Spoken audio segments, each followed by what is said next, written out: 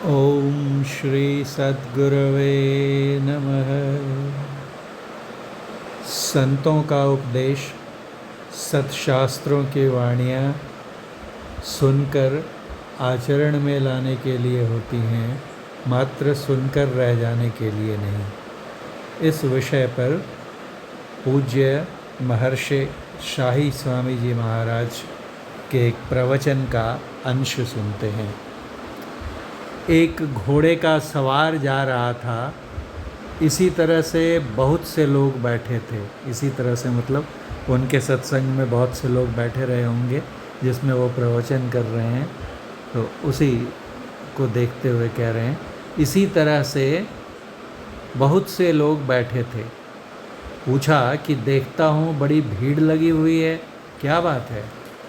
लोगों ने कहा सत्संग हो रहा है।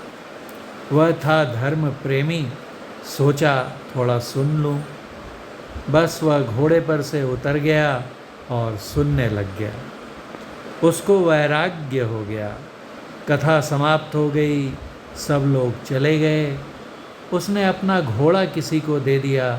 जो कुछ उसके पास था सब लोगों को बांट दिया और अपने उन्मत्त जैसे निकल गया और घूमने लग गया।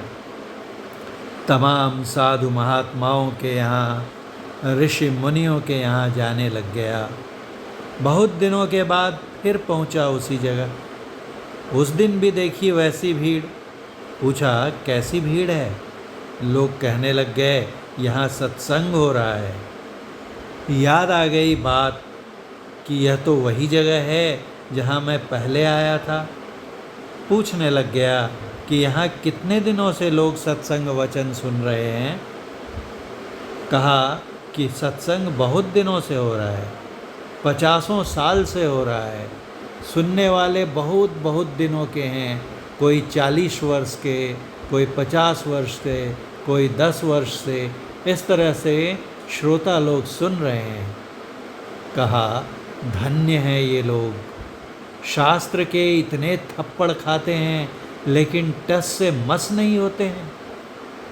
यही स्थान है जहाँ कि मुझे एक बार शास्त्र का एक थप्पड़ लगा था, जिससे अभी तक होश ठिकाने नहीं आया है। संतों का ज्ञान सुनकर रह जाने के लिए नहीं है, अमल में लाने के लिए है, व्यवहार में लाने के लिए है।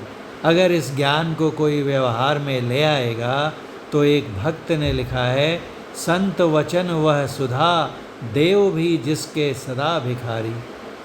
संत वाणी अमृत वचन है, सुधा, अमरत्व प्राप्त हो जाएगा।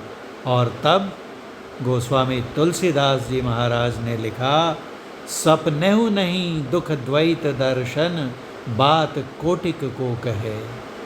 स्वप्न में भी दुख द्वैत का दर्शन नहीं होगा। हम लोग को चाहिए कि सत्संग वचन को सुने, गुने और आचरण में उतारें। पूज्यपाद महर्षि शाही स्वामी जी महाराज। बोलिए प्रेम से श्री सद्गुरु महाराज की जय।